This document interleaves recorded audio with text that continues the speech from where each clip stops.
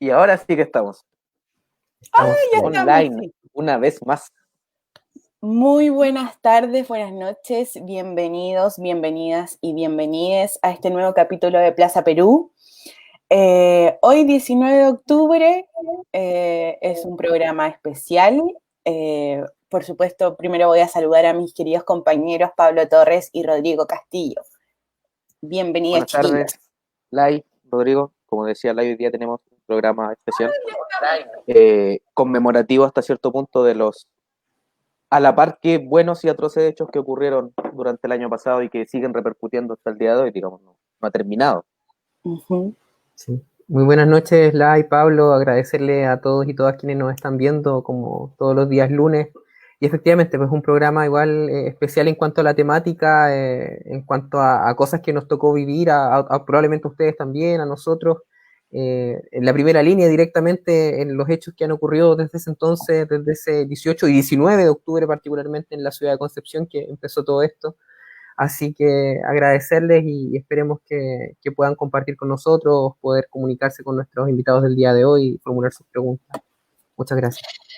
El día de hoy nos vamos a tomar una pequeña licencia con mis compañeros y además como colectiva Justicia en Derechos Humanos.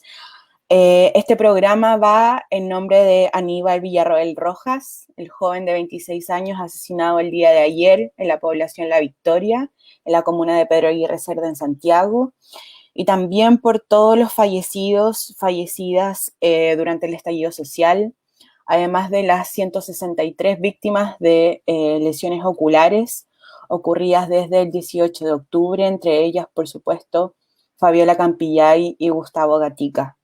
Vamos a mencionar también que este programa va en nombre de Paula Lorca, Alicia Cofré, José Arancibia, Eduardo Caro, Valesca Carmona, Agustín Coro, Renzo Barbosa, Manuel Muga, Andrés Ponce, Yochoa Osorio, Julián Pérez, Luis Salas, Mariana Díaz, Daniela Carrasco, Cardenio Prado, Joel Triviño, Michael Yagual, Darío Ibaceta, Abel Acuña, Juan Garay, José Uribe, José Roberto Volados, Mauricio Fredes, Guillermo Lascano, una persona sin identificar en Valparaíso, Sergio Aburto, Ariel Moreno, Nicolás Romero, Johnny Pardo, César Mallea, Germán Aburto, Alex Núñez, Kevin Gómez, Romario Veloz y Manuel Rebolledo. Oh. Un Dicho poco entonces, abrumadora la sensación, no creo que se pueda así describir de otra que forma. vamos a estar hablando entonces a un año del estallido social, derechos humanos y proceso constituyente. Dale, Pablo. Bueno, el día de hoy, como ya anunciábamos, lo que queremos hacer es, hasta cierto punto, recordar, por supuesto, los duros momentos que se vivieron durante el periodo del octubre, principalmente del año pasado, en Chile, y si bien acaba de cumplirse un año desde esos hechos, yo creo, y somos de la opinión en el programa, de que a día de hoy es cuando se ven las más grandes consecuencias, en particular a nivel político, sobre todo, ya que el proceso constituyente en el que estamos hoy en día, pese a algunos intentos de capitalizarlo por ciertas fuerzas políticas, no fue sino el resultado de una vuelta de mano que logra hacer la ciudadanía un gobierno totalmente contrario a lo que sería destruir quizá el legado más grande de la dictadura cívico-militar de que fue víctima nuestro país. Por otra parte, no es menor tampoco el hecho de que a día de hoy ya los cuestionamientos en contra de las fuerzas de orden y seguridad pública de nuestro país son, digamos, insostenibles. Ya nadie podría hacer la vista gorda con respecto al actuar que ha tenido Carabineros de Chile, no solamente durante el estallido social, sino también en las semanas recientes. Para hablar de todo eso, de todo lo relacionado con el estallido social y con sus consecuencias jurídico y políticas, como solemos tratar en este programa, es que tenemos a nuestros invitados de hoy. Lailén, por favor, si nos puede dar las presentaciones. Así es, vamos a bienvenir en primer lugar a Violeta Montero. Violeta es doctora en Sociología, académica y docente de la Escuela de Administración Pública y Ciencias Políticas de la Universidad de Concepción. Bienvenida, Violeta. vamos a tener también, ahí está, Violeta, Sí, bienvenida a Plaza Perú. Muchas gracias. Buenas tardes, Violeta. Rodrigo. Muchas gracias por la invitación. Buenas tardes. También vamos a estar con Francisco Bustos. Francisco es abogado especialista en derechos humanos, es académico de la Universidad Andrés Bello y miembro del Observatorio de Justicia Transicional de la Universidad Diego Portales. Bienvenido, Francisco. Hola, muchas gracias, Lailén, y a todos y todas por la invitación. Bueno, tal como lo dijo Pablo, estamos en una fecha bastante sensible para todos. De hecho, quizás no lo escuchan por los audífonos, pero en mi calle abajo ya hay manifestaciones, hay represión, y de alguna manera nos recuerda lo vivido post 18 de octubre y que muchos seguimos viviendo de alguna forma u otra. Como decía una intervención artística, siempre es 11 de septiembre, bueno, para algunos siempre siguió siendo 18 de octubre, ¿no? Así que vamos a comenzar con este panel de preguntas. Dale, Rodri. Perfecto, muchísimas gracias, Lailén, por esa introducción. Obviamente reiterar la bienvenida a nuestros invitados, Francisco y Violeta, el día de hoy. Y para comenzar directamente con el tema de esta conversación que nos convoca, un año del estallido social, derechos humanos y proceso constituyente. Vamos un poco hacia atrás, digamos, que partamos conversando en torno a los hechos que nos llevaron acá. Yo sabemos que si hay algo que ha prosperado mucho en el último tiempo es la gran cantidad de análisis. Muchos dicen no lo vimos venir, pero después de eso parece que sí, todo y todas lo habían visto venir porque salieron espontáneamente muchos análisis de la situación. Pero creemos que no está de más, sobre todo respecto de estas temáticas en particular, respecto de los hechos de manifestaciones, de represión, de procesos políticos que se desencadenan a raíz de los hechos del 18 de octubre.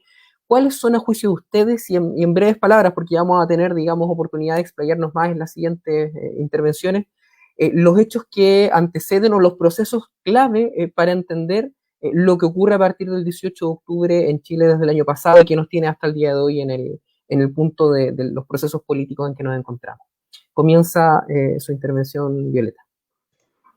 Bueno, muchas gracias. Y qué especial el día que nos toca esta invitación, que efectivamente estamos desde la ciudad de Concepción conmemorando exactamente un año de un hecho que, como bien dices, a algunos llama la atención, pero que en el campo de las ciencias sociales no tanto, porque toda la discusión respecto de la desigualdad del país y respecto del sistema político y la relación de la ciudadanía con el sistema político es una que ya se venía detectando, no solo con las movilizaciones sociales desde el 2006 y 2011 de manera ininterrumpida, sino porque cuando quienes nos dedicamos al estudio de la política analizamos la forma en que se relaciona el Estado con la ciudadanía, un sistema político más bien cerrado, un sistema político elitista en términos de la toma de decisión, ¿cierto? Lo que se aprecia es más bien un desencanto y una exclusión social de la ciudadanía.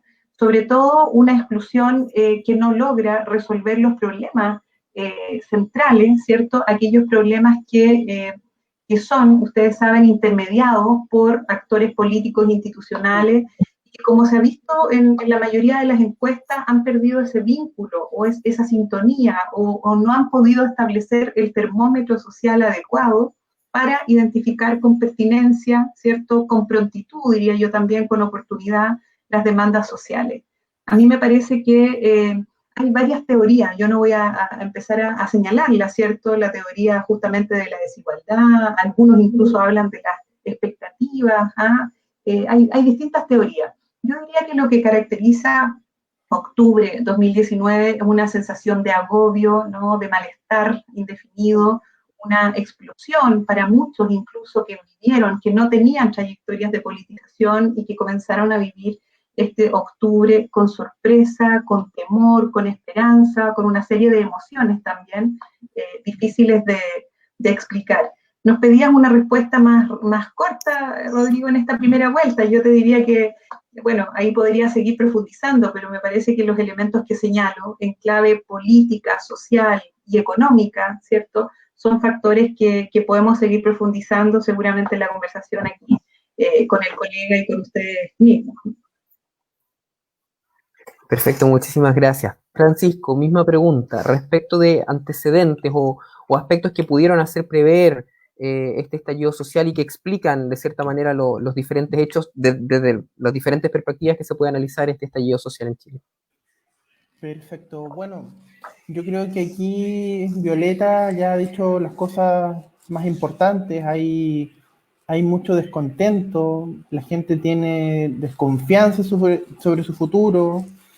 Todos decimos, si es que nos llegáramos a enfermar, nos pasa algo ahí, de verdad uno se va literalmente a la cresta. No hay redes de protección social, la gente sabe que va a tener una pensión de miseria, y tenemos una constitución estructurada sobre la base de que todo lo da el mercado, donde los derechos sociales tienen un mínimo papel, la idea de solidaridad tiene un mínimo papel, y eso, sumado al hecho de tener una policía que actúa sobre la base de que quien protesta es un delincuente, y que no ha tenido cambios sustanciales desde la dictadura, ha generado este resultado tan terrible, y que da cuenta de la sobrecogedora introducción que hizo la ILEN, ¿no? De que tenemos que estar nuevamente recordando víctimas de asesinatos, de tortura, mutilaciones, violencia sexual y otras cosas que se supone la promesa de esta nueva democracia era que nunca más iban a ocurrir.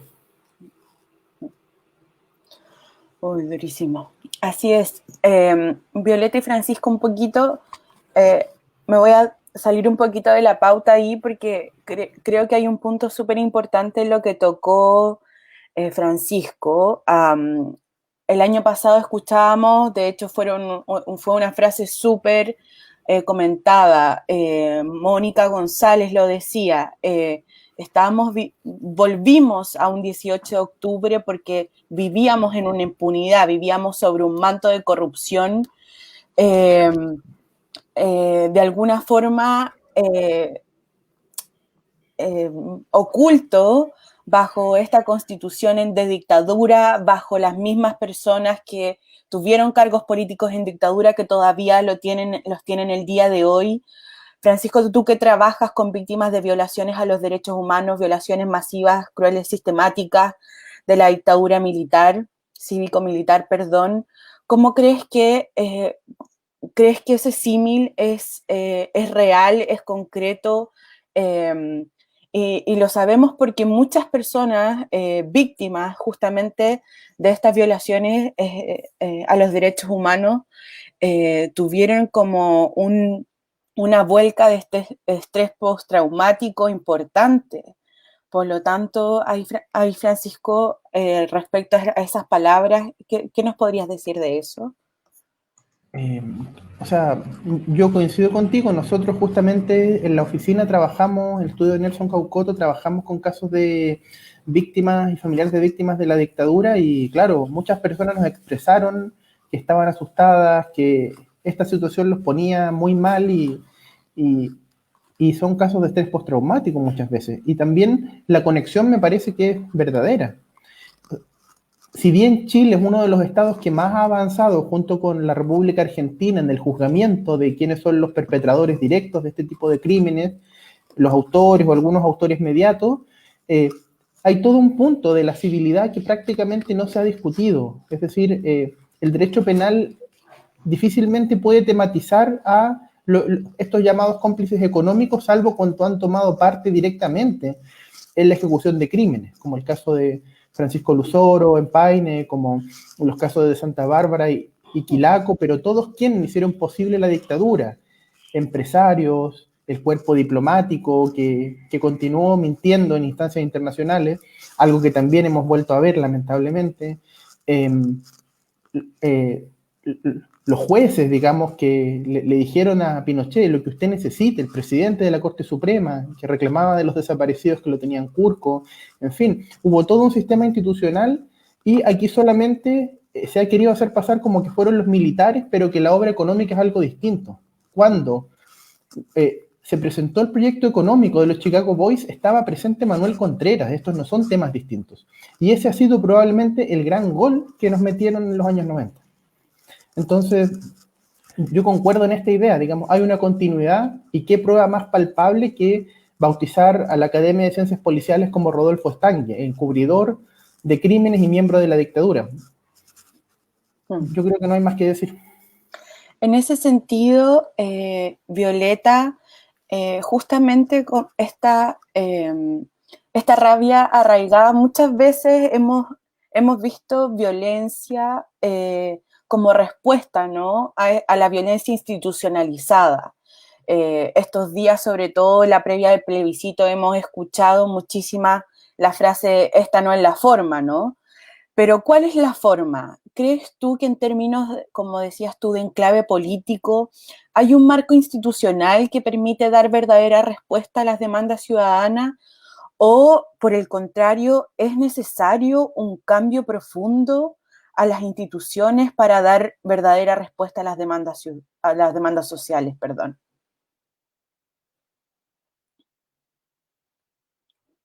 En silencio, ahí sí. Yo creo que hay varios puntos a los que uno no se puede referir ahí, ¿eh? Si uno mira la historia política, efectivamente nuestra historia política está llena de enclaves, ¿no? De enclaves, en principio enclaves autoritarios, que lo vimos en este proceso de transición que es cuestionado, se sabe, de la dictadura a la democracia en Chile, y que para algunos sigue teniendo su máxima expresión en la Constitución, efectivamente, pero también de enclaves democráticos o transicionales. De nuevo, la palabra enclave, ¿cierto? O sea, el acomodo en la práctica decisional, ¿cierto?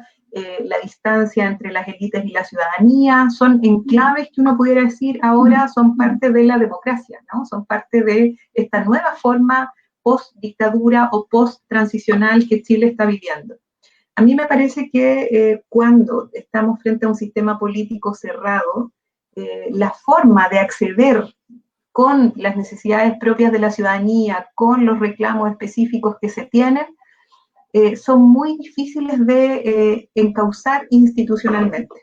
Ese es el problema que uno puede observar, ¿cierto? En principio, en la expresión de la protesta.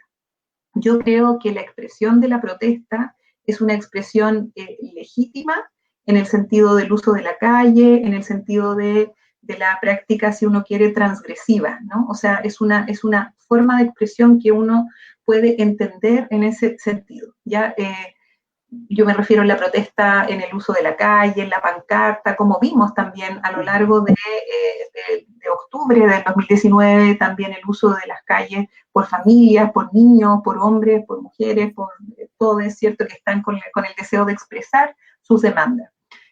También, qué decir, ¿cierto?, de la larga histórica tradición del pueblo mapuche. Ustedes decían, han tenido aquí de visita a Adolfo Millagur, y ya desde los años 90 hemos visto que las cabalgatas, marchas, llamados de atención de las comunidades lafkense ha sido una tónica. Eso es porque no tenemos cambios políticos institucionales. Y si no los tenemos, la verdad es que es difícil que pueda existir otra forma de intermediación política, ¿ya? Si es que no generamos una transformación en las élites políticas, en la forma como se construyen políticas públicas, así súper en concreto, ¿cierto? Si es que eso no se genera, la verdad es que es muy difícil una canalización institucional. Eso pasa no solo por ajustes institucionales, sino que también una cosa muy concreta, pasa por profesionales abiertos, dispuestos, con competencias suficientes para recepcionar de buena forma esta relación y esta demanda ciudadana. Yo no lo hablo en abstracción, yo hablo, ¿cierto?, desde la sociología, desde la gestión pública. Ahora, en este minuto, te estoy diciendo que, por ejemplo, el municipio es la epidermis del Estado. Y si es que a nivel municipal, ¿cierto?, que lo menciono especialmente porque si algo ha salido fortalecido a propósito de la pandemia y de este último periodo son las gestiones locales, creo yo, ¿no? O sea, relevada la figura de los alcaldes, como incluso presidenciable, relevada por la legitimidad social que tienen. Entonces, a mí me parece que también estamos hablando no solo de estructuras o ajustes institucionales, estamos hablando de estructuras o ajustes, si tú quieres, organizacionales, humanos. ¿Ah? Si es que la relación, la atención de las demandas sociales, de las demandas ciudadanas, el vínculo con los dirigentes sociales, con las organizaciones barriales, es uno que se basa en el respeto y la consideración, a mí me parece que entonces tienes apertura, ¿no? Por eso te digo, no es abstracto. El Estado en ese sentido es una organización que debe responder a las decisiones. Eso, y aquí un último punto que para mí es fundamental, es imposible además hacer si es que no pensamos en un nuevo pacto social y territorial en Chile. Para mí un gran drama, un gran problema de lo que tenemos actualmente es la centralización. La centralización en la toma de decisiones, ¿cierto? La centralización en la distribución del poder. Y por lo tanto, si pensamos en gobiernos locales, en gobiernos regionales más empoderados, con un vínculo más cercano y más humano, también te diría, con la ciudadanía, podríamos pensar cambios. Si no, si todas las decisiones están centradas en alguien que no sabemos quién es, ¿cierto? En Santiago, ¿no? En la metrópoli, si esas figuras no son accesibles, si no logramos ese vínculo ciudadano, entonces yo veo que seguimos en una misma estructura muy difícil de romper y muy nefasta para pensar en una ciudad o en un contexto más democrático, más participativo y con más consideración de la ciudadanía. Eso pasa por pensar políticas públicas territoriales, y lo reitero, en este nuevo pacto social y territorial en Chile. Violeta, una última pregunta. Tú ya lo adelantabas un poco al principio. Me decías que para el ámbito de las ciencias sociales, de la sociología en general, y ya lo habíamos visto a lo largo de otros episodios, no es una sorpresa este reventón, o al contrario, al revés, que este proceso constituyente sea a propósito de un estallido social. Es parte de procesos históricos, de procesos sociales que se han visto en otras circunstancias. En ese sentido, Violeta, ligándole un poquito al proceso constituyente que estamos viviendo y que tiene su gran primera patita este domingo 25, a nivel de estructura orgánica o constitucional, ¿tú te atreverías a decir, por ejemplo, como se ha leído muchas veces en redes sociales, que hay un pacto social roto en ese sentido? A ver, dos cosas para que quede claro, como además por quienes están en el panel y quizá también en el auditorio. Yo hablo desde las ciencias sociales, ¿cierto? Desde mi formación de sociología, y por lo tanto son esas interpretaciones las que comparto más que una visión jurídica, ¿cierto? Eso como para... y en ese sentido, desde esa lectura, el problema de la cohesión social, ¿sí? El problema de la cohesión social o de la integración social es uno que en ciencias sociales venimos discutiendo hace muchos años, ¿sí? No solo por factores económicos, porque hay datos de sobra para mostrar que Chile es un país desigual, ¿sí? Hay datos de sobra para mostrar en ejemplos muy concretos la expresión de la desigualdad en términos económicos, en términos territoriales, en términos regionales, ¿cierto?, etcétera.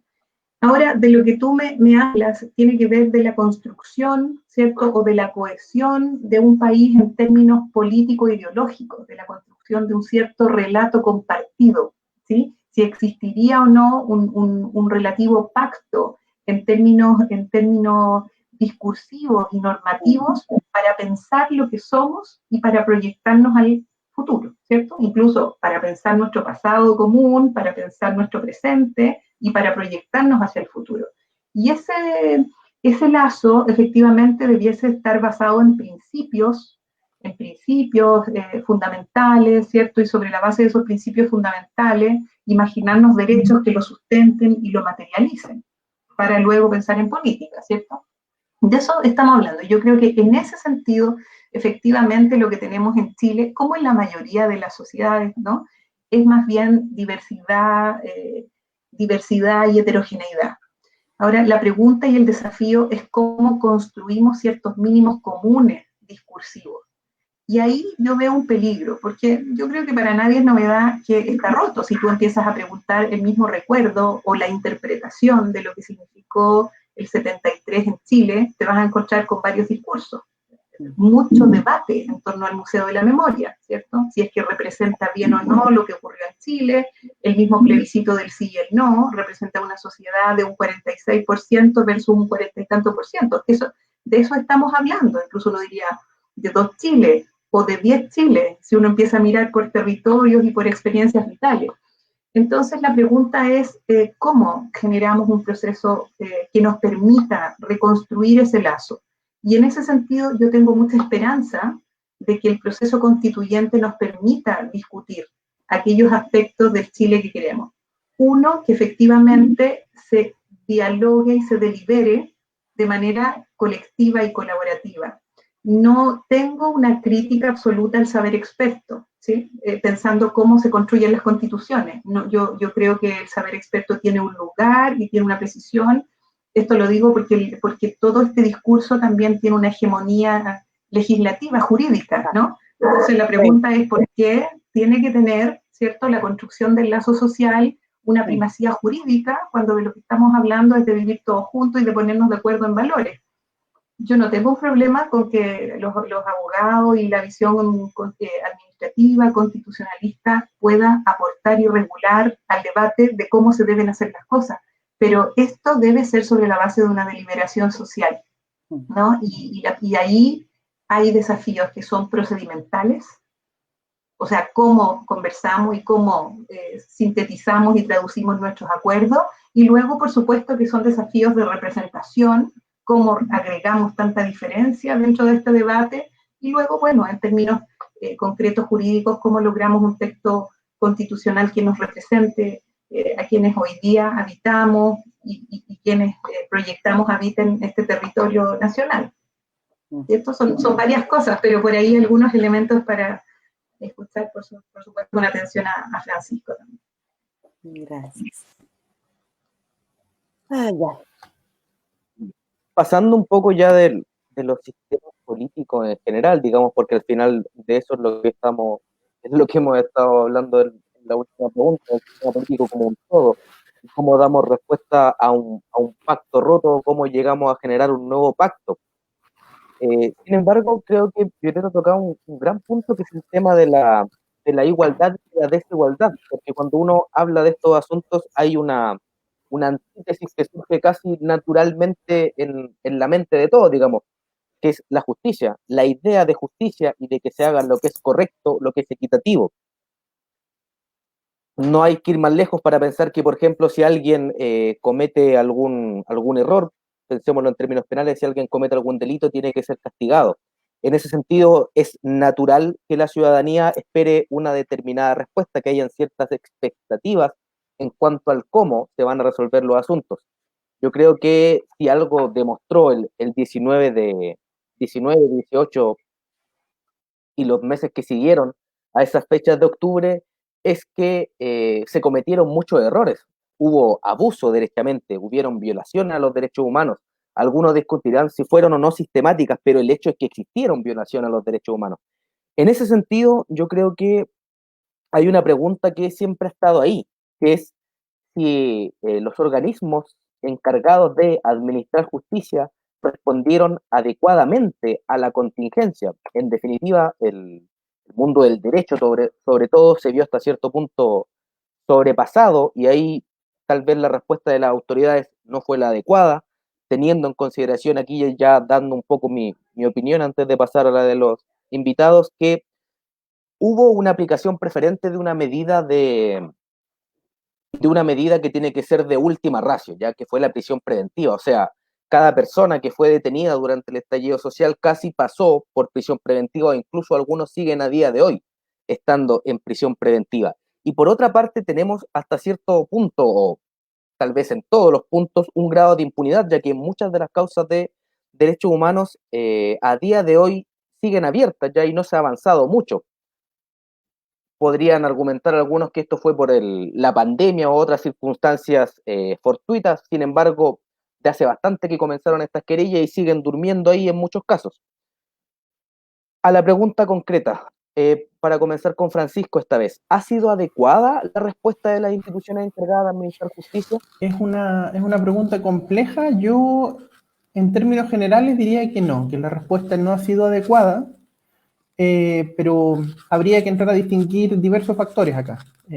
Por ejemplo, yo creo que el Poder Judicial, al rechazar tantos recursos de amparo y de protección que se presentaron, solicitando que se dictaran órdenes generales de impedir el uso de armas antidisturbios, y aquí, sin ir más lejos, doy el caso de una acción que presentamos por más de 100 estudiantes en noviembre del año pasado y que se resolvió casi un año después, algo que es una acción supuestamente de urgencia, y el voto de mayoría dijo que se había perdido la oportunidad. Claro, se demoraron 11 meses, pero además siguen habiendo casos de ataques con estas armas. También en general se rechazaron muchos recursos de amparo.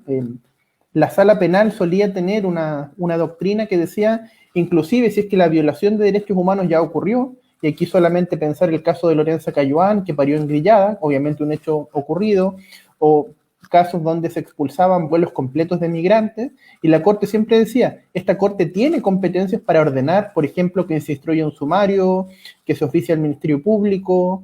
En el caso de Lorenza Cayuán, la Corte pidió que constantemente se dieran cuenta de las medidas adoptadas para evitar que eso se repitiera. Y nada de eso ha ocurrido en casos ligados al estallido social. En materia de la persecución penal, hay dos temas. En general, la Brigada de Derechos Humanos, dado el centralismo y dado lo que también decía Violeta, funciona en Santiago. Entonces, y ya la Brigada investigaba muchos casos ligados a la dictadura, entonces prácticamente duplicó, o incluso no podría decir que triplicó su carga de trabajo con más de 8.000 nuevas denuncias. El servicio médico legal estaba funcionando también con problemas. Nosotros, por nuestra oficina, dimos cuenta en enero de 2019 ante la Comisión de Derechos Humanos de la Cámara de Diputados que el servicio médico legal tenía un retraso importante que afecta en materia de peritajes psicológicos, causas de la dictadura, causas por violencia sexual, causas de familia, y el ministro Larraín no se dignó a asistir, pero sí fue el director del SML que daba cuenta que en los últimos, me parece que 5 u 8 años, se habían declarado desiertos todos los concursos para especialistas de salud mental, porque aparentemente las condiciones no eran atractivas para quienes postulaban. Entonces, hay problemas que vienen de antes, por ejemplo, la demora en el SML, tan importante para el protocolo de Estambul de víctimas de tortura, el tema de la PDI. Entonces, también el Instituto de Derechos Humanos, yo creo que han hecho un gran trabajo y uno se saca el sombrero, pero también sus sedes regionales tienen muy pocos abogados, muy poco personal. Entonces creo que ha habido en general una mala respuesta y al menos los tribunales, y sobre todo los de Santiago, yo he visto mejor respuesta fuera de Santiago, han tenido a ser extremadamente deferentes con la autoridad policial. Y eso a lo mejor podría ser razonable el primer, el segundo caso, pero ya cuando tenemos un patrón de violencia, eso es bien complejo. Y aquí sí, yo en este caso de los disparos con armas antidisturbios, quiero destacar que logramos un voto de minoría en que da cuenta que las explicaciones de Carabineros no le parecen satisfactorias, en que da cuenta que al haber este centenar de casos de estallidos oculares, claramente no se están cumpliendo los protocolos, o sea, que en el fondo sería tapar el sol con un dedo, y que aquí hay un ataque general y sistemático contra la población civil, o sea, es decir, está ocupando los términos del Estatuto de Roma de la Corte Penal Internacional, lo cual quizás el primer reconocimiento en esos términos que tenemos de una autoridad a nivel doméstico, del Poder Judicial. Entonces, yo creo que ha habido una mala respuesta, y bueno, qué decir de la propia respuesta de las autoridades policiales que hablan de hechos aislados 10 millones, 20 millones, o del ministro del Interior que siempre los respalda. Se usan eufemismos, pero al final damos todo nuestro respaldo a Carabineros. Entonces claramente eso nos habla de la necesidad de rehacer la policía, o sea, de cambiarla por una nueva, como se hizo con la PDI en los años 90, de lo que cuenta este gran libro de Pascal Bonnefoy, Cazar al cazador, o bien de hacer una reforma profunda. Eso sería un comentario general. Muchas gracias, Francisco. Violeta, misma pregunta, pero quizás enfocada desde el punto de vista de cuáles son las expectativas políticas que puede tener una ciudadanía respecto de quienes administran justicia dentro de su país, del cual finalmente son ciudadanos y por lo tanto merecen ciertos derechos que le garanticen un mínimo al momento de enfrentarse a ser víctima o, por qué no, también a ser perseguidos por parte de la justicia en un país. En ese sentido, reitero la pregunta concreta, ¿ha sido adecuada la respuesta? Sí, bueno, yo creo que comparto también la respuesta en términos de que no ha sido adecuada, pero sin duda también me parece que es una pregunta compleja en el análisis. Yo no sé los detalles efectivamente jurídicos, no me referiría a eso, pero sí he visto con atención dos cosas. En primer lugar, la gestión política de la crisis, ¿no? O sea, ¿cuál es la gestión política de la crisis? En términos comunicacionales y en términos de la gestión y la decisión que el gobierno, ¿cierto?, ha ido tomando respecto de esta situación. Sin lugar a dudas, lo que uno observa es un proceso que en algún minuto parece haberse escapado de las manos, incluso en algún minuto con sensación de que implicaba un cuestionamiento al gobierno, incluso algunos hablaban del derrocamiento del gobierno, ¿cierto?, sin poder tener herramientas para poder manejarlo. De hecho, el 25 de noviembre fue una válvula de escape que el gobierno estimó así como un salvataje para poder abordar una crisis que ya venía escapándose de las manos. He visto también con mucha atención el informe de Amnistía Internacional y los últimos debates que hay entre Amnistía Internacional y estas decisiones policiales. De hecho, hay una respuesta en la página de Amnistía que es más bien un diálogo de errores y afirmaciones, ¿cierto?, distintas que se contraponen respecto de cómo se enfrentó la crisis. Yo creo que, sin lugar a dudas, lo que tú planteabas como una opción, me parece que es el camino, ¿cierto? Pensar en una reforma, en un ajuste a la institución, en el sentido de poder realmente, pareciera que por ahí va una discusión, realizar un trabajo de inteligencia dentro de los marcos normativos de respeto también a los derechos humanos, pero que efectivamente no criminalice la acción social para un todo, ¿cierto? O sea, a mí una de las cosas que más me sorprenden es que efectivamente la posibilidad de identificar, sancionar, ¿cierto?, con justicia, como tú decías, la idea de la justicia, lo que la gente esperaría, porque yo fíjate que no creo, sobre todo no creo, esto lo digo porque estoy trabajando también con colegas de distintas universidades en entrevistas a gente para ver cómo vivieron octubre, ¿cierto?, y cómo ven el proceso constituyente. Yo creo que dentro de las entrevistas lo que se advierte es un rechazo y un temor grande a la violencia, al desorden, ¿te fijas? Como a esa inseguridad que genera la destrucción, el saqueo, la quema, ¿no? Hay gente que muy razonablemente teme y juzga esos hechos. La pregunta es por qué opacar o por qué criminalizar la protesta social con esos hechos, ¿no? Y entonces en eso yo esperaría tener policías que efectivamente hagan su trabajo y consiguientemente un sistema judicial que con la mesura, con la ponderación que corresponde a los marcos normativos, logre sancionar a quien corresponda y con la modalidad que corresponda. Eso es lo que espera mucha gente, ¿cierto? Eso es lo que esperamos en términos ciudadanos que ocurra. La pregunta es por qué eso es tan difícil, ¿cierto? ¿Por qué eso es tan difícil? ¿Cuáles son las razones por las cuales, ¿cierto?, no es posible identificar, sancionar como corresponde este tipo de hechos? Y allí también cómo no es posible establecer protocolos y mecanismos de control, ¿cierto?, de control y de resguardo ciudadano en eventos de protesta.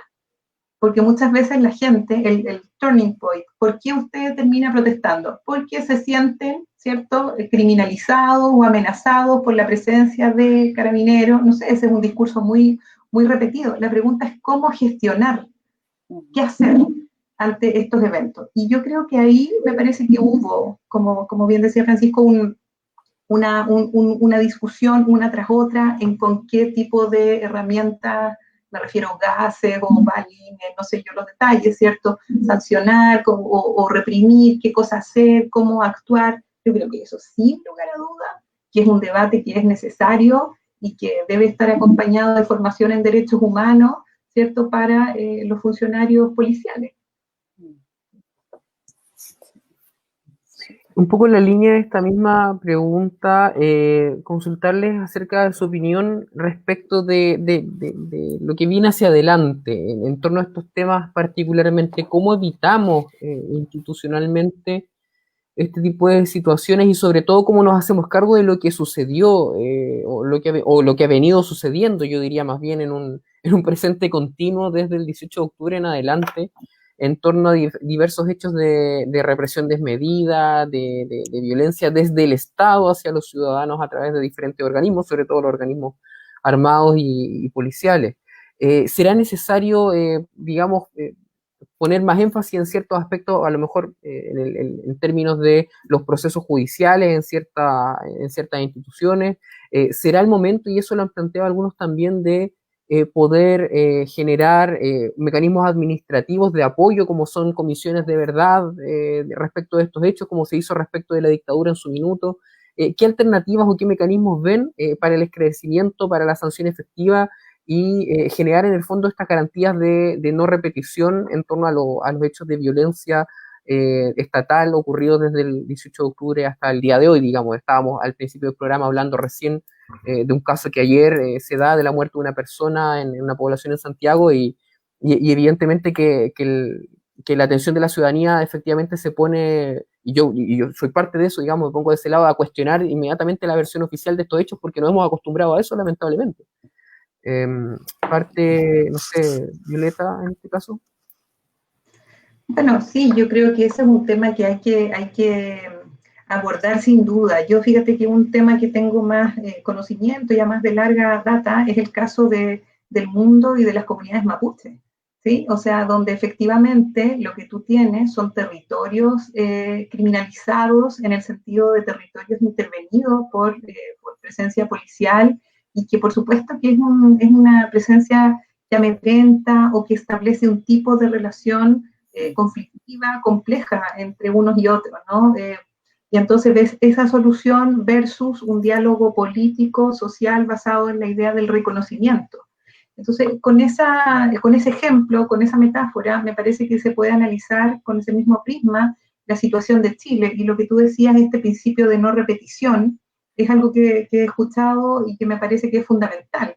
Cómo hacer una preparación policial, ¿cierto? Cómo hacer un diálogo, ¿cierto? Efectivamente, en términos de la transparencia, de la responsabilidad que le competen a los tribunales de justicia, principalmente, ¿cierto? Para abordar estos casos, pero también cómo, creo yo, honestamente, hay una opinión personal, cómo favorecer la expresión social, ¿cierto? Sin que esta expresión social legítima, positiva, creo yo, que tensiona el sistema político democrático y a sus actores, no se vea perjudicada y no se vea opacada por algunos hechos de violencia que terminan ocurriendo, ¿sí?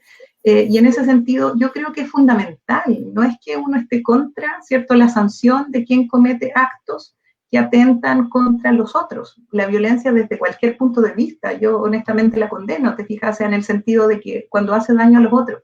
Pero la pregunta, y ahí por supuesto que tengo toda la esperanza en ustedes, colegas, del campo jurídico, es cómo trabaja, ¿cierto?, el sistema jurídico para que nos permita esas condiciones de seguridad, ¿no? Y de resguardo a la integridad física, psicológica. Ustedes hablaban y el informe de Amnistía también lo señala. No son solo abusos físicos, son también abusos sexuales, ¿cierto?, de trato. Hay una serie de otros elementos que tienen que ver con el resguardo de la condición humana, de la integridad, que la justicia debe asegurar y que por lo tanto también debe traspasarse a las instituciones policiales, a las instituciones de orden. Si eso no ocurre en un país, tenemos una crisis que afecta la legitimidad total del sistema político. Y es grave.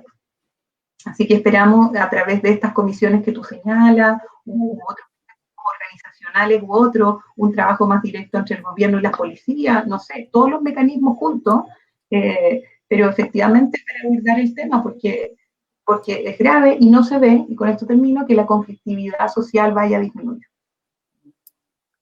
Perfecto.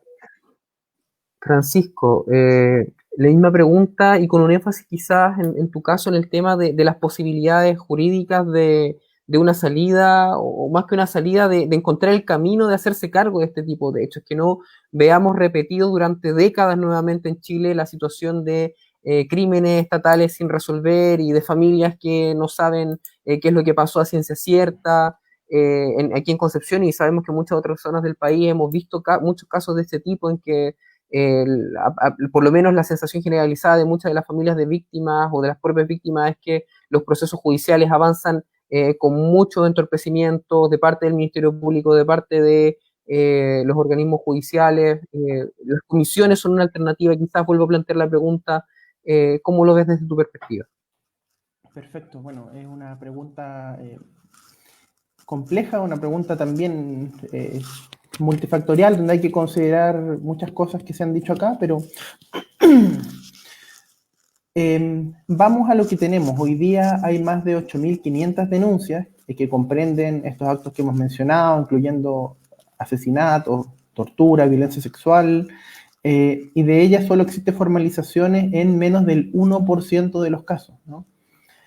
Nosotros en nuestra oficina tenemos 2 casos con agentes formalizados, pero la mayoría de las querellas en general están sin agentes identificados. Creo que aquí el Estado tiene un compromiso en materias de obtener verdad, justicia, en reparar a las víctimas. Yo creo que algo sensato sería no esperar a que cada víctima demande individualmente, consiga un abogado, sino tratar de generar una ley de reparación de verdad, digamos, como una forma, y también el avanzar en las garantías de no repetición, es decir, en el conjunto de medidas institucionales que aseguren a las víctimas y a la sociedad que crímenes de este tipo no se volverán a repetir en el futuro. Y yo creo que esto está muy ligado, la cantidad de crímenes, a la acción policial. Y aquí yo de nuevo coincido con Violeta. La policía, desde luego, que cumple funciones importantes en una sociedad democrática. Pero el problema es justamente cuando vemos esto que ha dicho Rodrigo. O sea, vemos que que las versiones falsas se hacen la norma, vemos el falsificar partes. Nosotros tenemos un caso con 3 agentes formalizados por falsificar partes. Y si no es porque la agresión a nuestro defendido, el señor Moisés Órdenes, fue transmitida por la televisión, por Televisión CNN, probablemente él hoy día estaría imputado por unas amenazas falsas que dijeron los carabineros, que nunca existieron. Entonces, y esto no es, insisto, un caso aislado. Entonces, cuando la policía pierde esta integridad, cuando se empieza a dudar de las investigaciones, bueno, es posible que eso repercuta en los casos en que han hecho bien su trabajo. O sea, podría haber un caso en que la policía no falsificó partes, pero un defensor medianamente inteligente va a poner la duda, y es una duda que a mí me parece sobradamente razonable. Es sobradamente razonable. Entonces, puede ser, o sea, esto no solo afecta a las víctimas, digamos, el que no podamos confiar en la policía y en la integridad de sus versiones, por un parte policial, desde luego, es un problema grande. Se planteó también la posibilidad de establecer comisiones de verdad. Yo creo que habría que mirar el desarrollo de los acontecimientos. Por ahora creo que ha habido supervisión internacional, creo que ha habido instituciones que están haciendo su trabajo con todas las críticas y pifias que podamos nombrar, pero yo sí creo que es el momento y que se podría avanzar perfectamente en una ley de reparación. Entiendo que en el Senado se está discutiendo algo de estas características, y también en que de una vez tomemos en cuenta lo que es la tortura, es decir, es el daño grave, físico, sexual, psicológico a las personas. Y eso parece que no lo han entendido ni agentes policiales, muchas veces, ni los tribunales de justicia, que en algún caso nos mandaron hasta discutir la competencia de la justicia militar, cuando eso ya es ilegal. E incluso en el Tribunal Constitucional, los carabineros intentaron decir que la pena de la tortura era desproporcionada y tuvieron un voto de admisibilidad. Entonces, hemos visto que han usado todas las armas para entorpecer los procesos, y yo no estoy tan seguro que esto vaya a avanzar todo lo rápido y expedito que se necesita. Entonces, creo que dentro de los cambios institucionales debiera ponerse un especial énfasis sobre todo en evitar nuevas violaciones de derechos humanos y en garantizar verdad, justicia y no repetición y reparación por estos casos.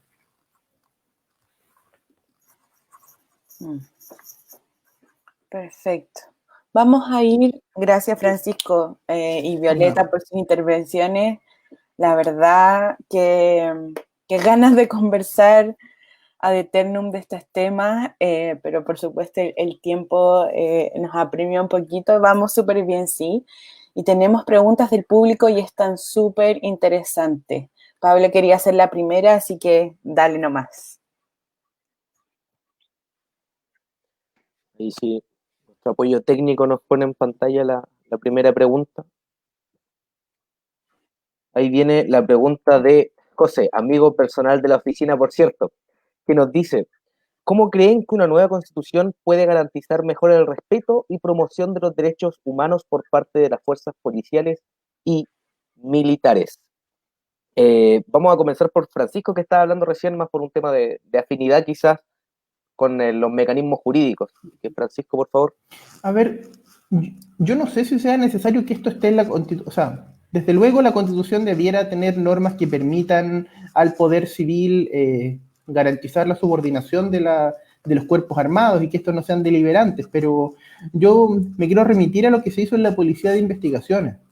A comienzos de los años 90 era un cuerpo que estaba imbuido en la mentalidad dictatorial, en que había muchos elementos ligados al narcotráfico, ligados a torturas, ligados a crimen organizado, y ahí sí, el presidente Elwin pudo nombrar un interventor de la policía, potenció el departamento quinto, que al fin, después daría lugar al departamento, a la Brigada de Derechos Humanos. Entonces se requiere que la política pueda hacer cambios transformadores, y nuestra actual constitución, que impide cualquier decisión importante con los cerrojos que tiene, con las trampas que dice el profesor Atria, desde luego impiden hacer un cambio de esta magnitud. Yo insisto, yo no sé, no soy politólogo, no tengo las recetas, pero sí creo que se requiere una política capaz de hacer cambios y que se requiere también de una voluntad en asegurar, digamos, cuerpos armados que sean subordinados, porque aquí ha pasado lo que describían ministros de defensa de la concertación.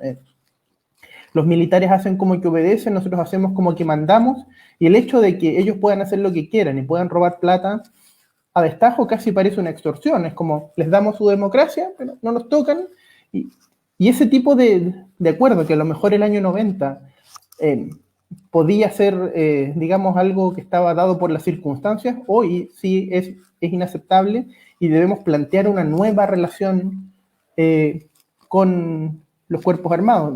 No sé exactamente la receta, pero creo que estas dos cosas, normas claras en la Constitución y también una voluntad política de romper con este legado de la dictadura. Muchas gracias por la respuesta, Francisco. En definitiva, hay que empezar a buscar formas de ver cómo reparar esencialmente el hecho de que son no deliberantes. Yo creo que es una de las cosas más relevantes, pero bueno, vamos con la misma pregunta para Violeta. ¿Cómo crees que se puede garantizar de mejor manera el respeto y la promoción de los derechos humanos por parte de las fuerzas políticas y militares en una nueva constitución? Violeta, por favor. Bueno, yo concuerdo en la reflexión general que hace Francisco, ¿cierto? Y concuerdo en dos sentidos. En primer lugar, en que efectivamente yo creo que la Constitución tiene que permitirnos establecer ciertos principios valóricos que efectivamente establezcan el respeto a la persona humana, ¿cierto? Como un principio fundamental, ¿no? Ese principio fundamental a mí me parece que tiene que traspasar de todas formas todos los elementos y todas las políticas en términos generales. Yo creo que aparte de los principios que se establezcan en la Constitución, donde además tienen que, en mi opinión, ser discutidos varios otros, hay varios temas que no hemos discutido y que tienen que ser hoy día punto central, yo creo, del debate nacional, como respecto de cuál es el régimen político que queremos, si presidencialista o semipresidencialista, cuál va a ser el nuevo orden que vamos a establecer entre las regiones. Algunos hablan, ¿cierto?, de federalismo incluso. O sea, hay muchos temas que en el debate de la Constitución se tienen que dar. Entonces, aún considerando que el tema de los derechos humanos y el respeto y la promoción de los derechos humanos es fundamental, yo estoy de acuerdo un poco en la reflexión que hacía Francisco. La pregunta es si es que ese debe ser un tema central o no en el debate constitucional. Yo creo que no debería esperar el debate constitucional, el abordaje de este tema, ¿no? Yo creo que efectivamente este tema debe ser abordado con premura y debe ser abordado, por ejemplo, en esa norma, en ese ejemplo que Francisco establecía. Es un debate que debe darse prontamente por esta preocupación que ustedes ya establecían, porque la conflictividad va a seguir, porque las protestas pueden continuar, porque la respuesta policial no es para un año más, es para hoy día. ¿Te fijas? Entonces, relegarlo al debate constitucional con la urgencia y la importancia que tiene, a mí me parece que sería desperdiciar una coyuntura política. Ojo con ese concepto. Hoy día en Chile, en términos políticos, hay una coyuntura política institucional. Una que se ha abierto por hechos de violencia desmedida, uno que se ha abierto por el diálogo existente entre Amnistía y Carabineros, ¿cierto? Si es que esa coyuntura política se pierde, entonces pierden la oportunidad de instalar en la agenda pública este debate que me parece que es fundamental y que puede traer consigo modificaciones a la organización, a las instituciones, esta lógica de un interventor, no sé, he escuchado varias instituciones de la sociedad civil y otras organizaciones académicas que están evaluando y analizando las policías, en este caso Carabineros, y con propuestas que me parecen muy razonables, ¿sí? Entonces yo creo que tiene que ser una discusión desde ahora, por su importancia y por el resguardo que tenemos que darle a la ciudadanía en próximas situaciones. Perfecto. Vamos ahora, tenemos otra pregunta súper interesante de nuestra querida Florencia. Si la puede mostrar José, por favor, para nuestros panelistas.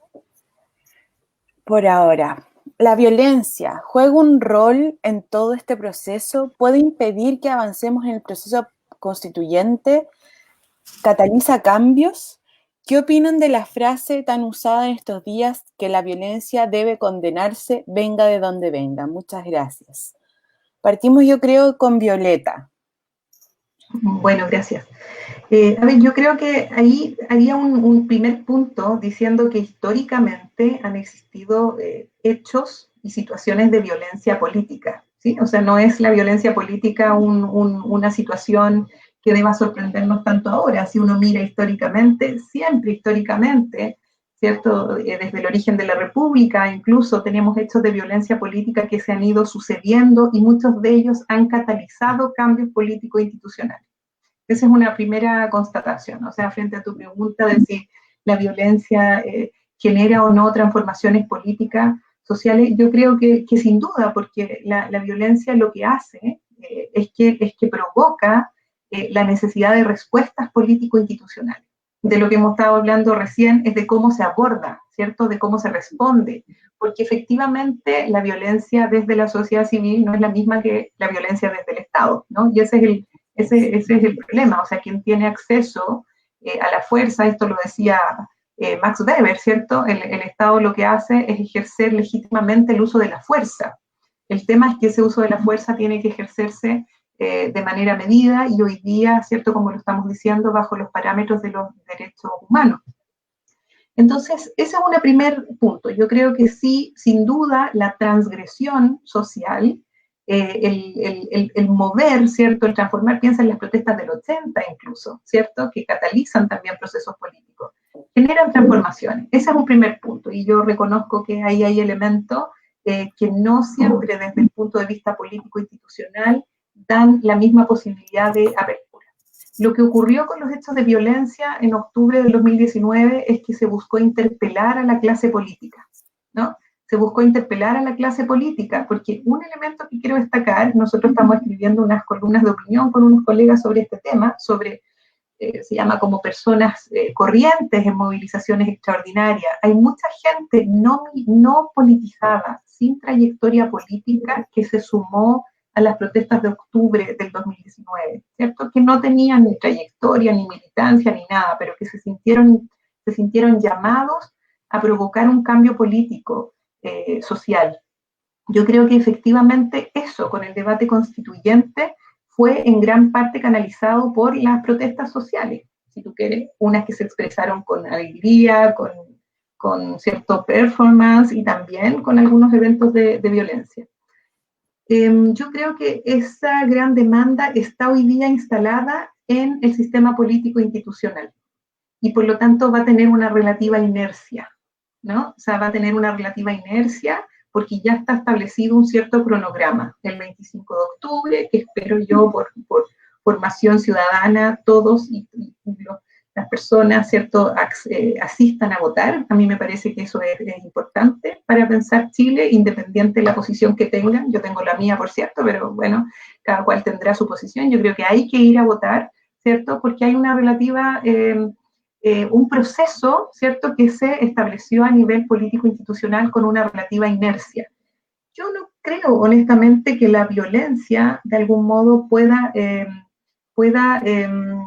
impedir esa inercia institucional. Esa en realidad es una opinión, pero por supuesto que es una opinión hacia el futuro y que puedo luego arrepentirme de mis dichos, ¿no? Yo no creo, espero que no, ¿cierto? Porque confío en el sistema democrático, confío en que en este proceso tiene que ocurrir, tiene que darse, bueno, y espero, de todas formas, que este proceso se dé en un ambiente de deliberación pública, donde debe primar más bien la tolerancia, el respeto y, por más que las ideas no sean las que a mí me gustan, ¿cierto?, la capacidad de conversar y de escucharnos es lo que debería ocurrir. Lo que puede ocurrir en términos de violencia discursiva, con eso cierro, es que nos genere bloqueo en el debate. ¿Te fijas? O sea, si yo tengo mi punto de vista, mi posición tan fuerte, tan marcada, y no soy capaz de escuchar al otro porque me violenta su opinión, lo que puede ocurrir en términos de la deliberación pública es que entonces no exista debate posible. Fíjate que le tengo miedo a eso. Porque lo que más necesitamos hoy día es deliberar, es dialogar, independiente que no me gusta lo que escuche, ¿cierto? Y necesitamos entonces apertura para ese diálogo político que va a ser una muestra de madurez y de discusión pública, ¿ya? Y eso es lo que tenemos que lograr, yo creo, ¿no? Y espero que eso ocurra en un debate constituyente con alta representación de distintos grupos, con alta representación de distintos territorios, ¿cierto? Y por lo tanto que nos permita harto debate, harto diálogo para poder establecer estos consensos sociales de los que hablábamos hace un rato. Perfecto. Perfecto.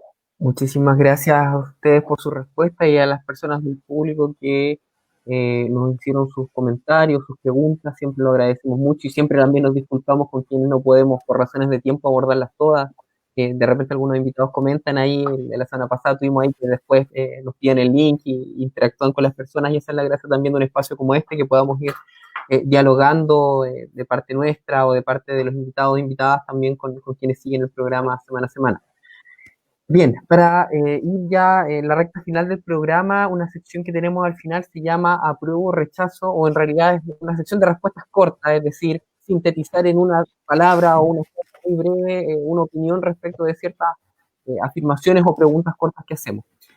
Vamos a ir intercaladamente, son poquitas preguntas, Francisco, Violeta, en ese orden. Y para comenzar, primera pregunta, y quizás un poco en la línea de algo que consultábamos delante respecto de los operadores jurídicos en torno a la respuesta ante la crisis, la respuesta ante situaciones especialmente de violaciones de derechos humanos en el último año en nuestro país. ¿Estuvo a la altura de las circunstancias el Ministerio Público y los organismos investigadores en estas materias? ¿Sí o no? Contesta Francisco. De la Brigada de Derechos Humanos, yo creo que sí lo ha estado. El Ministerio Público, en realidad, yo creo que depende mucho del fiscal. En las causas en que nosotros estamos, yo diría que sí, o lo hemos visto también en otros casos, como el del joven iniciales AA, que en buena medida creo que eso contribuyó la rápida formalización a rebajar la tensión social, como también dijo Mónica González hace pocos días. Pero el Ministerio Público, en realidad, no tengo antecedentes para responder suficientemente. Violeta, organismos investigadores en estas materias, desde el punto de vista del funcionamiento del sistema o de la impresión que da desde fuera de ellos, que es donde opinamos todos acá, por cierto. Claro, sí. Es una impresión, porque no tengo el detalle, por cierto, pero yo también coincido, y sobre todo viendo este trabajo de Amnistía Internacional, del Instituto de Derechos Humanos, a mí me parece que han tenido un activo, permanente trabajo, considerando que es muy complejo de todas formas hacer investigación, ¿ya? respecto de cómo se han ido resolviendo las investigaciones y las causas, que entiendo es lo que se vincula al Ministerio Público, ahí a mí me parece que no, porque todavía no tenemos respuesta a muchos casos que ya ocurrieron hace un año, y entonces es lo que la misma ciudadanía esperaría, tener más agilidad, ¿cierto?, y más transparencia en cómo se analizan los casos y la respuesta que tenemos. Perfecto. Siguiente pregunta en breve.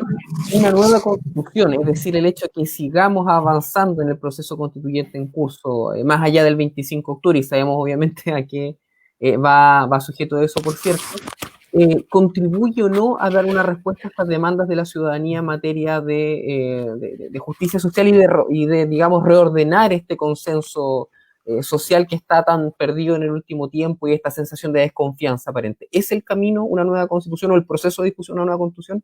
¿Sí o no, Francisco? Sí, o al menos tiene la aptitud de serlo, si se dan las condiciones de permitir participación suficientemente amplia, paridad, representación de pueblos originarios, creo que puede serlo. No hay nada garantizado en la vida, pero sí creo que al menos va a permitir que se vuelvan a discutir las bases de nuestra sociedad. La solidaridad, derechos sociales, la justicia, protección del medio ambiente, y en ese sentido podría ser una válvula de escape a estos conflictos que se han acumulado en estos 30 o más años. Violeta, misma pregunta. Puede serlo, pero siempre que estemos los actores sociales y políticos a la altura. Si no, va a ser un espacio de frustración y de más conflictividad social. Perfecto. Última pregunta. A un año, respecto de esta afirmación, tomado en términos de afirmación, ustedes dicen si están de acuerdo con ella o no. A un año del estallido social o del inicio del estallido social en Chile, la respuesta del Estado en materia de derechos humanos se mantiene básicamente igual, sin mejoras sustanciales, desde los hechos del 18 de octubre a los hechos que se ven de parte de diferentes organismos del Estado, policía, Fuerza Armada, gobierno, Poder Judicial. Se ha mantenido sin variación. ¿Están de acuerdo o no están de acuerdo con esa afirmación? ¿O se ha aprendido algo en este último periodo de tiempo? Francisco.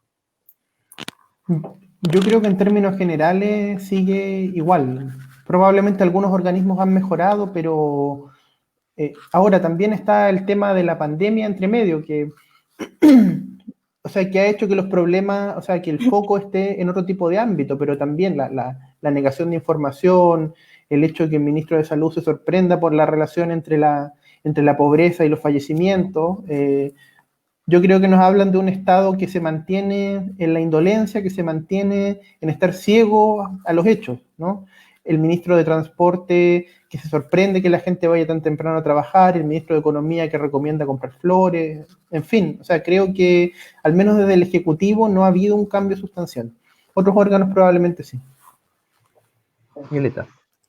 Sí, yo creo que a ver, el discurso de los derechos humanos ha estado presente en términos discursivos, ¿cierto?, permanentemente, ¿no? Han estado los órganos del Instituto Nacional de Derechos Humanos. Yo valoro mucho el trabajo y la permanencia que han tenido en los territorios, en Chile, en las mayores, o sea, lo he visto en Puerto Montt, en Concepción, en fin, también varias organizaciones de la sociedad civil, las universidades que han tenido un rol importante, ¿cierto?, en este tema, me parece que ha estado presente. Pero efectivamente la materialización en soluciones, en abordaje, con transparencia, con respuesta, eventualmente eso no ha estado, y ahí el trabajo desde los poderes ejecutivos con las policías, como decíamos, y los órganos de justicia es fundamental, y es algo que ya decíamos hay que mejorar.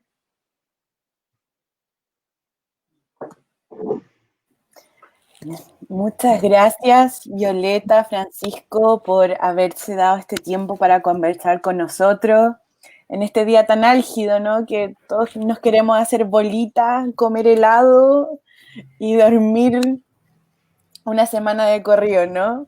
Pero les agradecemos, ha sido súper educativo conversar con cada uno desde sus ámbitos de expertise. También sabemos, como todos, parte de las ciencias sociales, jurídicas, bueno, ahí todos dicen que el derecho no es una ciencia, así que, pero no vamos a entrar en esa discusión.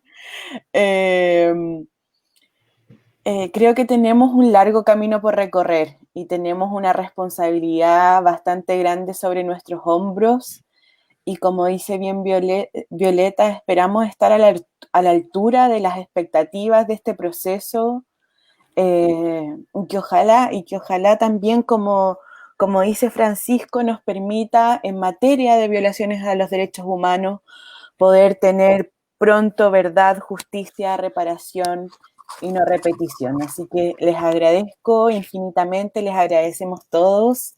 Si quieren hacer algún tipo de reflexión final antes de terminar, el micrófono está abierto para ustedes. Sí, parto.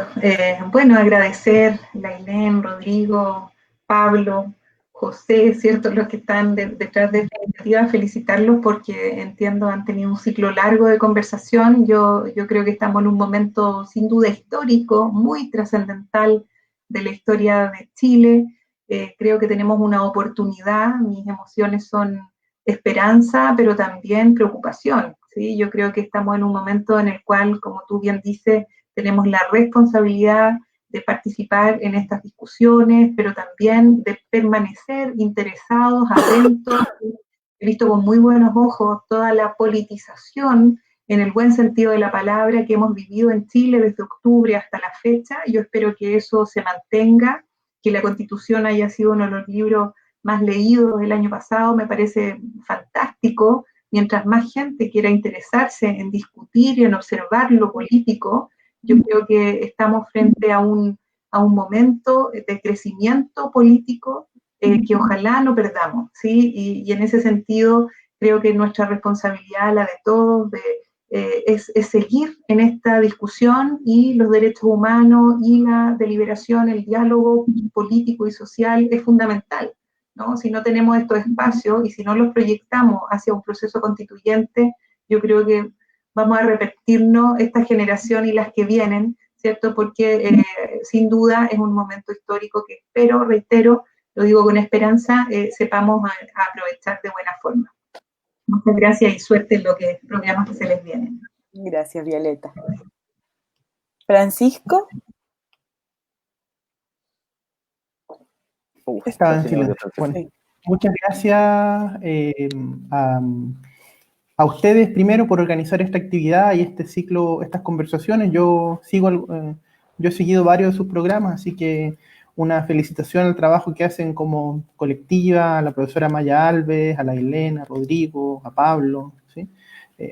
También ha sido muy interesante compartir hoy día con Violeta. Yo en realidad tiendo a coincidir, o sea, si bien no existen nada, nunca en la historia está garantizado, sí el día domingo vamos a tener una posibilidad, como decía hoy en una columna el profesor Luis Cordero, de pensar en un nosotros, en los que estuvieron, en los que están y en los que van a venir, digamos, en poder generar instituciones más democráticas, en poder cumplir estas promesas que nos hacen los derechos humanos, porque al final del día, y como alguien recordaba, los disturbios son el lenguaje de los no escuchados, ¿no? En esta cita de Martin Luther King, que se difundió tanto a propósito del caso de George Floyd.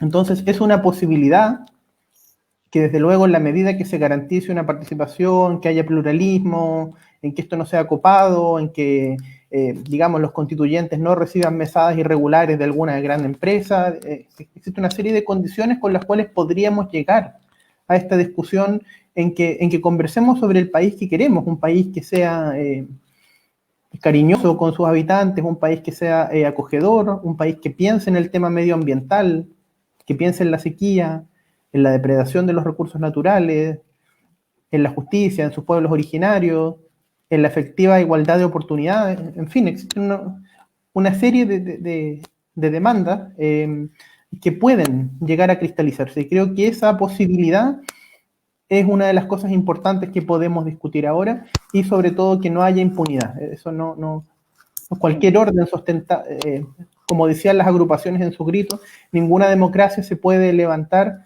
sin terminar primero con tanta impunidad. Creo que ese llamado tiene que interpelarnos siempre, ¿no? Si construimos sobre la base de injusticias, nos va a ir mal. Entonces tenemos que construir siempre buscando la mayor justicia para todos. Eso sería. Muchas gracias, Francisco. Muchas gracias por Violeta, poder compartir nuevamente con nosotros, Gracias. por su tiempo, de verdad. Ha sido un honor. Nosotros, Rodrigo, Pablo y todos quienes quieran acompañarnos, vamos a tener nuestro último capítulo de la temporada el día martes para celebrar o llorar. En cualquier caso, se va a tomar. Me salió de esto sin mayor esfuerzo. Pero sobrio no lo vamos a pasar. Ténganlo claro. Así que muchísimas gracias nuevamente a nuestros invitados. Nos estamos viendo en un próximo capítulo de Plaza Perú. Muchísimas gracias. Suerte, muchas gracias. Esperamos en camino.